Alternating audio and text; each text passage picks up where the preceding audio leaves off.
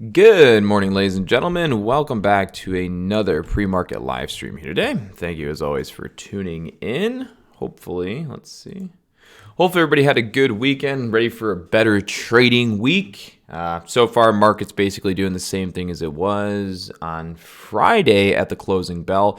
It's pretty much just consolidating in between like the 252 to 253 range. So right now, the stock market, it seems as if the volatility's actually slowed down quite a bit from what we have been seeing. So for some of you, that's a good thing. For some of us, that's a bad thing. We actually want to see the volatility stay up. But good morning, Lewis. Good morning, Yuri, Alex, and Mr. Nissan GTR. David, good morning. You're not the first person to ask me about United States Steel today. I think one other person asked me about X today. I think they said it was bullish. It's definitely looking bullish. I see. Yes. Yeah, United States Steel X. It's got a nice curl to it. I don't know if there's any news. You're gonna have to check the news. Yeah, because I know tariffs kind of had an effect on steel. So in terms of fundamentals, I think the steel companies have been getting kind of hurt because of tariffs. So you're going to have to look more into that. Again, it's been a while since I've been reading up on steel. But the chart looks bullish, and I would play it that way. Personally, I think it's kind of getting towards kind of the end of its run.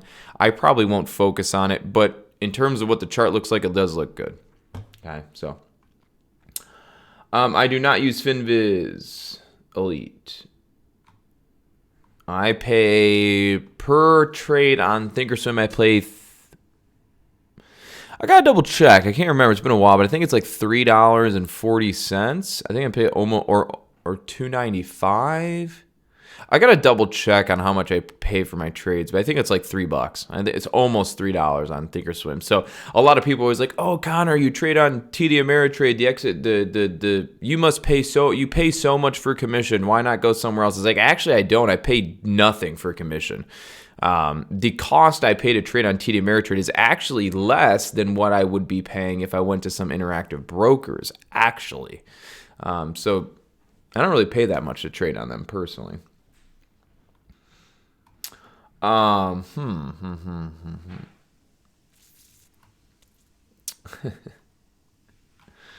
So anyways, with that being said, let's get into sharing the screen so you guys can see what I'm talking about. So first one on the list is going to be PCG. So PCG is one stock on the list today that I'll be watching for a potential short play. So as many of you guys know, PCG was the stock that got caught in the midst of the California wildfire. They were the company, allegedly, that was supposed to have started the wildfire.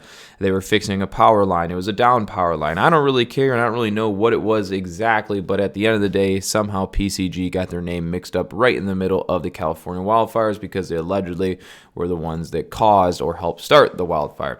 So today there has been news that is broke that the stock has plunged 19% due to the fact that they are looking at the potential of bankruptcy. They are looking at the idea of selling off some of their assets. They are looking at possibly filing for bankruptcy. They're dancing around with the idea of bankruptcy.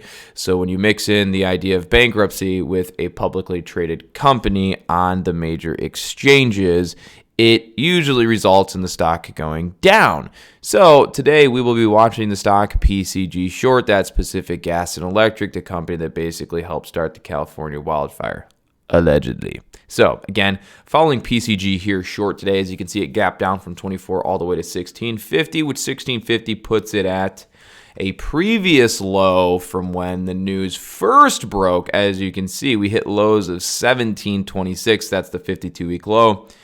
And if you look at a 4-hour chart, at least on Thinkorswim or some other chart, you'll see that we broke that 52-week low in pre-market trading. So today, long story short, going to be following PCG short. Okay, bad news. All right, good stuff there. Next one on the list I will show you is Netflix. So Netflix, all right, it's kind of changed paths since I first looked at it. Let me take a look at the market real fast. Hold on one second. See what she's doing. She's bouncing maybe a little. She's pulling back. Okay, so let me just mention this. So I was watching Netflix earlier. Netflix looked good for a possible long. It was breaking over this resistance, and I was like, well, it could make it up to this resistance. So anyways, regardless, Netflix was looking a little bit better here early in the morning when the market was a little bit more bullish. But at the end of the day, Netflix has had an extremely bullish move. It's brought it right back up into this 300, 303 area, which is in fact a resistance. And so far this morning, pre-market, Netflix has started selling off from its pre-market high. Obviously, that's not showing strength. And if you look right now, the market in itself is starting to come down a little bit, so that could be playing a role on it. But I was going to be following Netflix long today when I seen it up at 303. It had this very bullish look. I was like, well, it kind of broke over resistance here. We could see it push higher.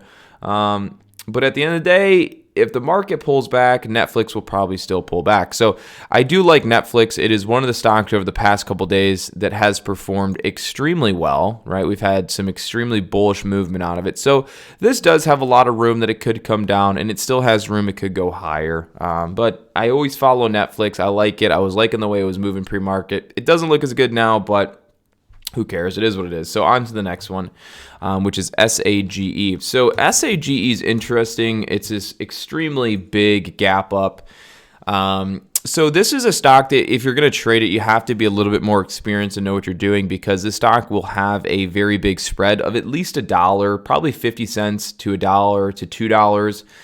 Give or take anywhere in between $1 to $2 spread on this stock. So it is a little bit more challenging to trade because of the spread difference. But this thing has a ton of range. As you can see, it's gapped from $95, actually $97, all the way up to a high of $135. So all in all, today it's had about a $40 gap up already. If you go from 96, 97 to 40, then it's going to be a $44 to a $43 gap up this morning. All right, so it's got a lot of range. The spread will be pretty big, so you got to be careful. Now, the thing is here, they had positive news of a positive phase 3 study, so it looks like they met their secondary endpoints in its phase 3 study. That's extremely good news, especially when it's a therapeutics company. So SAGE, therapeutics company, good news. They're meeting their primary endpoints for their phase 3 study. That's all a thumbs up, and you can see the stock has gapped $43 per share this morning. On Thinkorswim, the stock is not shortable. They have no shares to short, so you can't short it. So the only thing you can do with this is try and hope that it continues to the long side. But with that positive news, and it's pressing up on the 140 mark, if you look at 140 here, you can see, look at this drop to 140, bounce, bounce, bounce, reject. Right now, we're at this 140 resistance. So if it can break over 140, it does have the chance that it has enough strength to have a good move, because 140 is resistance. So people have shorted on the breakdown of 140 and then re-shorted at 140. So if there's anybody that's long-term short on this and still holding, they might have stop losses in around $1 or 140, and if we can break over 140, we might be able to cause some of those short sellers to either fake out, get squeezed out, or hit their stop losses, which could result in a move to the upside in an aggressive manner. So we're going to be trying to play this maybe long around that 140 if it breaks out, but again, got to be careful, because 140 has shown it is a strong resistance, and we might in fact sell off from there. So you're kind of like a catch-22. It's resistance, but it could be the good long point, right? No, I'm not getting inputs for Netflix. I have probably like 500 videos on YouTube. So if you go through those videos, you'll be able to learn a lot, whether that's trend lines, resistance, etc. My lines are exponential moving averages. Yes, they are EMAs, not, I don't use simple moving averages. I hardly use simple moving averages. The only time I ever have a simple moving average on my chart is when I'm looking at something more long-term, maybe a swing trade. And then even then, I usually don't put them on, because I'll have to go into the settings tab, and then I'll have to delete my old ones off, and then I'll have to put the new ones on. Or I could go and add them from a saved setting I have, but that just takes too much work. That wastes too much of my time. I already understand it well enough. So for some of you guys, you might like simple moving averages better. Play around with it, figure it out. There's no one size fits all. And if there was, life would just be too boring, right? So play around with the EMAs, SMAs, figure out what you like best, but I just use EMAs. Yeah, NASDAQ SE, Netflix is definitely extended off the move that it's made over the past couple days. You're absolutely right. So for anybody watching this too, just an FYI, Netflix is a bit extended from the move it's made over the past couple days. So SAGE, positive news, positive phase 3 study. This thing has some range. The volume's not heavy right now, but it's very possible volume picks up when the day starts. So just make sure you're checking that too. All right, next one on the list is AXSM. Of course, AXSM, the one and only everybody on the whole planet in stock twits has been waiting for Connor to talk about. AXSM, here we are. All right, so if you would like my honest, most professional opinion on AXSM, is you should not trade it. That's it. Don't trade it. You're done. That's it. Don't trade it. Don't do it. Don't do it. Don't do it. But that's not fun. Connor, come on. That's not fun. Don't tell them not to trade a stock that they, of course, are going to trade it anyways, because most of them won't listen. So they're going to trade it regardless. So, all right. So if you're going to trade AXSM, what you have to understand is the stock is already up 200% this morning. It doesn't need to have a good day. It's already had a great day. Okay, that's one. Two, the more this stock goes up, as it is right now, pre-market, the stronger the chance of a sell-off or it to dump out of the gates. I will mention, because I know for a fact, if this does continue up out of the gates and it does actually have a good day, that without a doubt, there will be someone that comes back to this YouTube video. Connor, see, he doesn't know what he's talking about. It went up out of the gates. Granted, you're absolutely right. There is the chance that this does continue up out of the gates. We have seen that before. It's just usually very unlikely that it does that. But for the rare occasion that it does, here's my disclaimer. This might go up out of the gates, but through my personal experience and all the years I've been trading, most oftentimes this will crash out of the gates. So, if you know how to short, I would be on standby. And if you have shares to short for AXSM, I would be on standby. If you have shares to short, I would be on standby looking for a short out of the gates. If it does not just start going down and it doesn't show signs of weakness once the bell opens and the stock market gets going, then hold off, okay? Because as you can see, it's gone from 2 to 7 or 3 to 7. So this is a low float stock. It could turn into a mega run or massive play, but I can assure you, most of the stocks that turn into mega runners or massive plays don't go from $3 to $8 pre-market. They start at like $1, maybe $1.50 pre-market. They open up, they go from $1 to $2 and then $2 to $4 and then $4 to $8 during the trading day. Okay? If you want to talk about mega runner or a stock going nuts, think about it. The stock has already gone nuts pre-market. Imagine if this was the trading day, right? Imagine if this was already the trading day and the stock went from $1 or $3.80 to $8 in the day. Would you be saying to yourself, right now is a good buy? You wouldn't, right? If you've seen a penny stock go from $2.60 to $3 and then from $3 almost to $8 in the same day, you would already tell yourself, holy shit, this thing's up 200%. This probably honestly isn't the best spot to buy.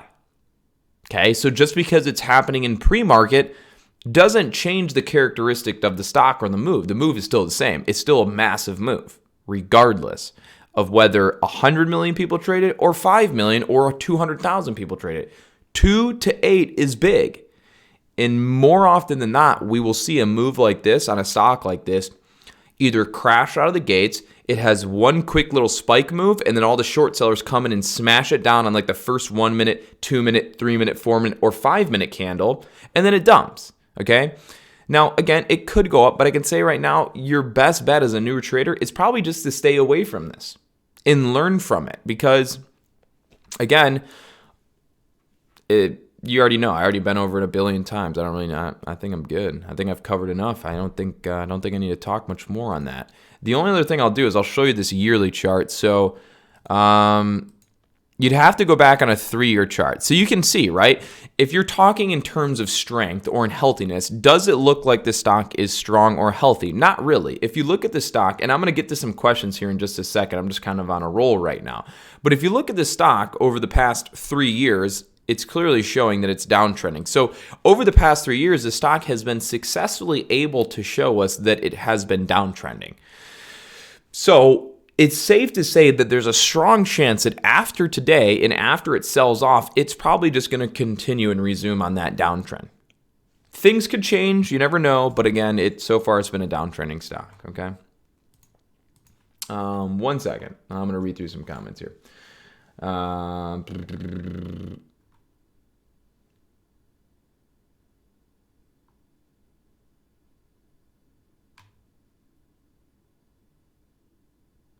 Good morning, Laura, by the way.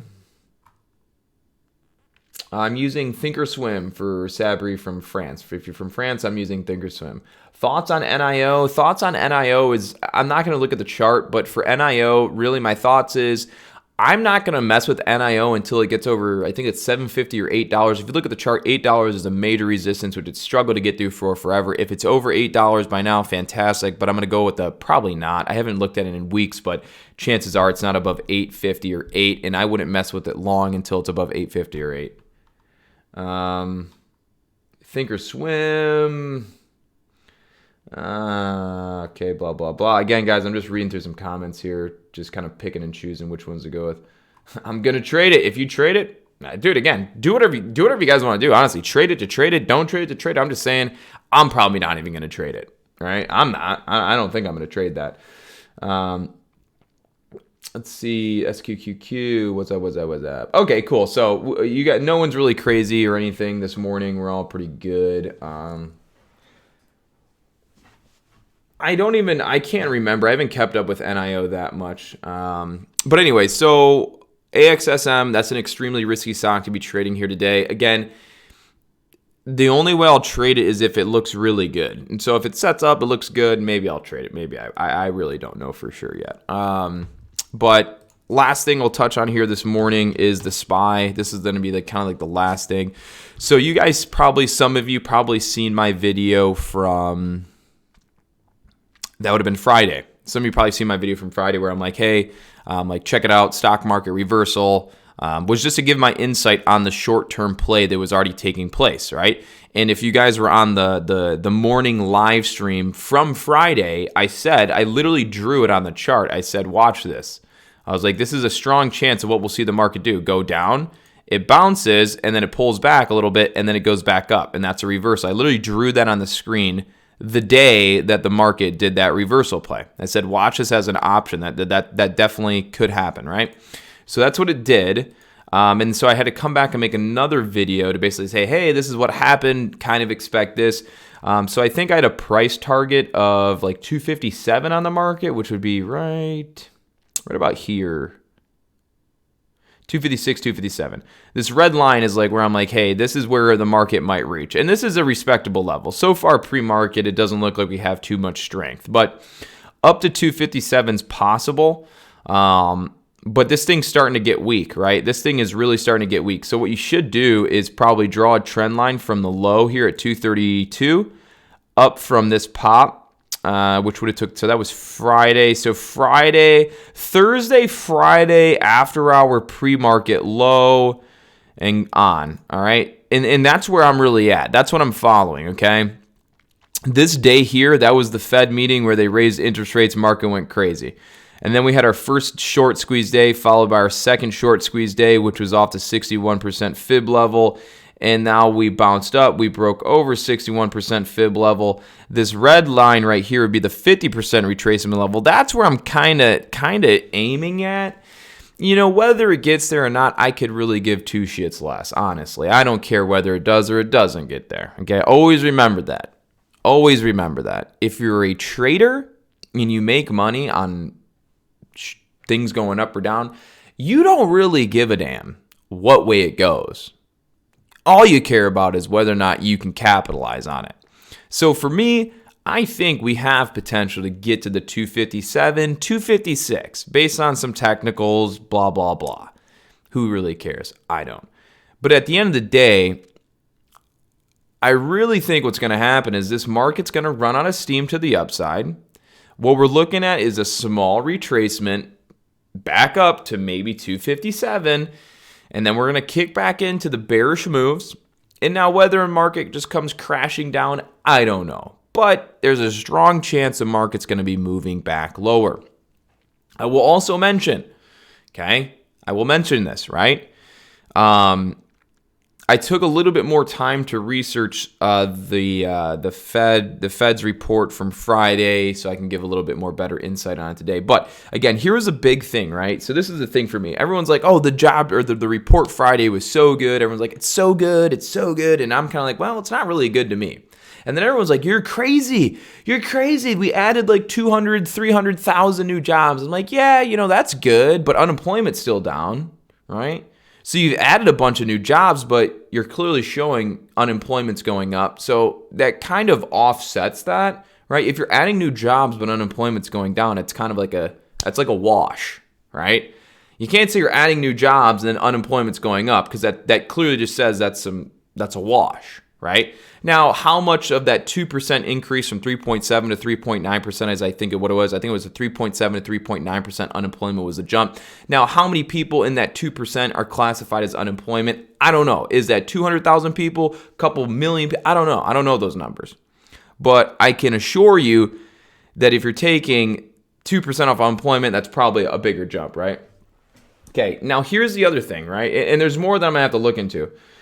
All those jobs are 55 plus demographic. Yeah, okay. So, and here's the other thing too. Here's the other thing to think about is those jobs added, right, were added during December.